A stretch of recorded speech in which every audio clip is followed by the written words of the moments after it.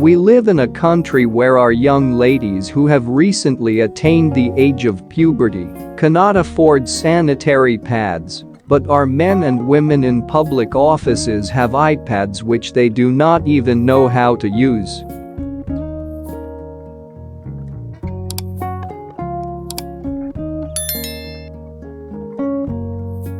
We cannot live in a country where the looters of yesteryears assume they have undergone a Pauline conversion because they are in opposition and oppose the government of the day.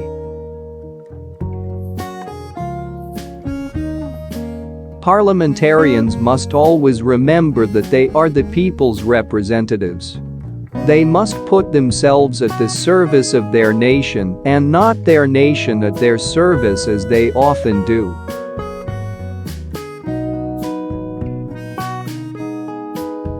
A man may be a political animal, but there comes a time in a person's life when true service must be the ultimate goal.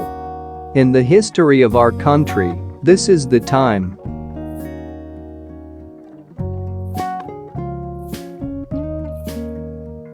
This country is so hypocritical that when Barack Obama is elected, they say he is Kenyan, but I said then that if Barack Obama were to come to this country, he would not even be elected a councillor.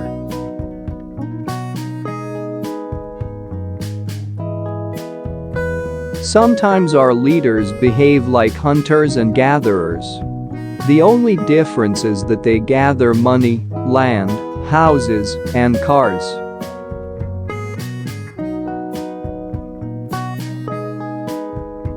They will not talk about agriculture, about education, about unemployment. The most critical thing is that it is going to be an ethnic census to determine which formation brings together the largest number of tribes.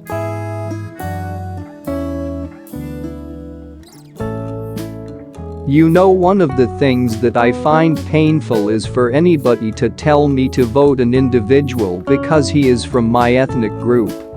It is the greatest insult. Why did I go to school?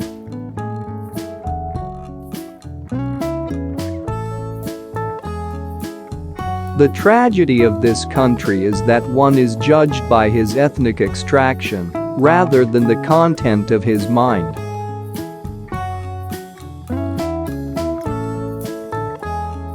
I am always surprised when I hear our so-called political leaders saying they want their tribesmen to enjoy the national cake, yet I never hear them talking of baking the national cake. Even divine manna was exhausted.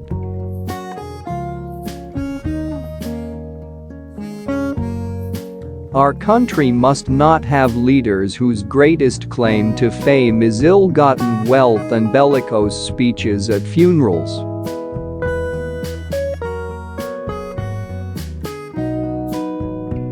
Behind most of our so-called successful civil servants who have joined politics and business, there is collapsed or collapsing public institution they once served.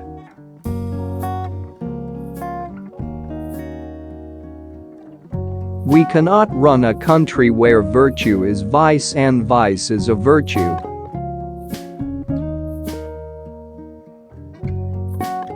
At all times, it should be remembered that our nations are fragile and, like an egg, must be dealt with carefully.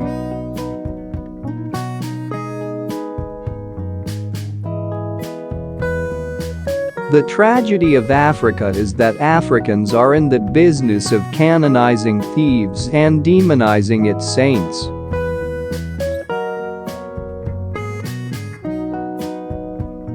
We always wait for the white man to put a dot on the foreheads of the likes of Lupita Nyong'o and Wangari Maathai for us to celebrate them.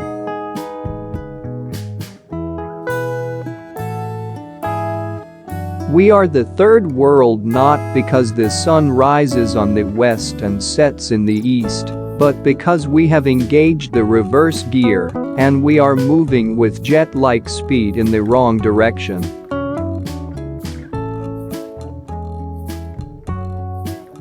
I believe that we have reached a stage in life in the economic development of Africa where moving forward is perilous, moving backward is cowardice, and standing still is suicidal.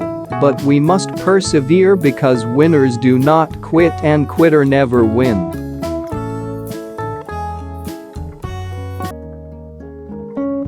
The third world is a state of the mind, and until we change our attitude as Africans, if there is a fourth, fifth and even sixth world, we will be in it.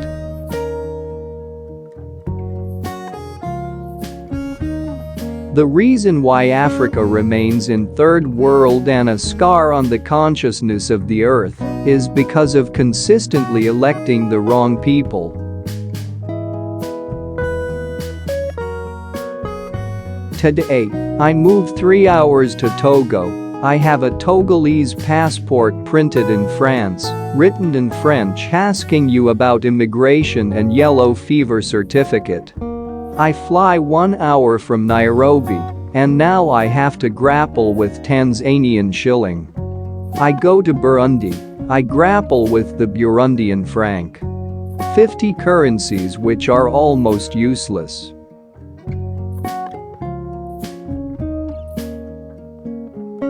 The tiger does not shout about its tigritude. You see the skeleton of an antelope, and you know that some tigritude has emanated.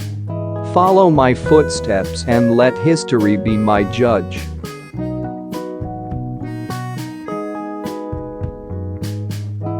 Women must protect their gains as prescribed in the Boma's draft, but within the context of a comprehensively sound constitution. They must not seek a golden window in a house with a foundation of sand.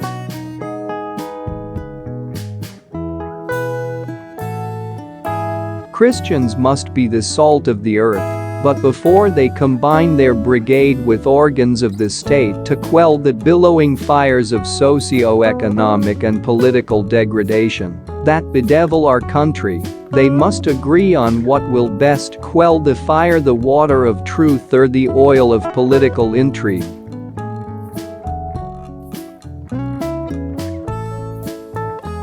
Let us combine the energy of the Luhya with the entrepreneurship of the Kikuyu, with a little dose of the Wakamba and Miji Kenda humility, the Maasai's zeal and zest, and the Luo's quest for perfection, and the beautiful qualities of all Kenyan nations, and what looks like the Tower of Babel will become the Power of Babel.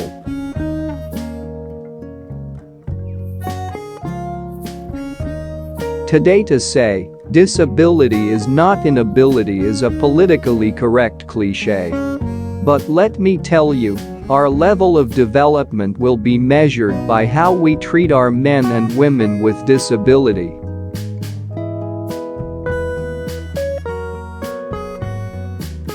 If Kenya is to be great in fact and not in prospect, then you young men and women must make a resolve today that you are the young suckers that will take over when the old bananas die.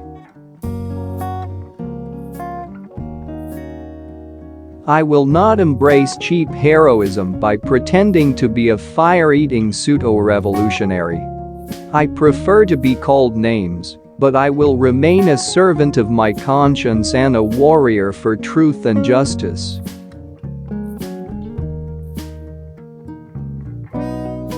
If our country is to realize its full potential, then the girl child must soar in education like the eagle. It is not for nothing that we Africans say mother is supreme.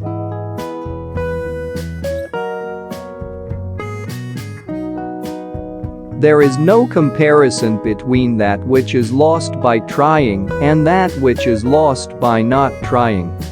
We must therefore not burden God with minutiae. Praying without action is mere superstition. Faith must be accompanied by action.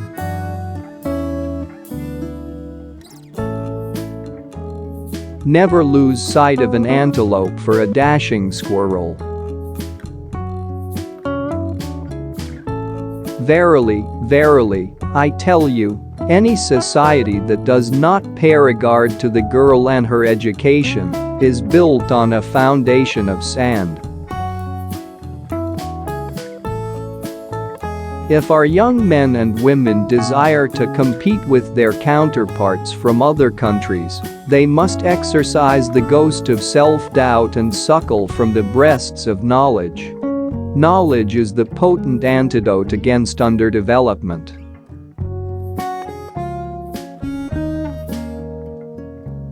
The youth are the true barometers of the political and economic climate of any country.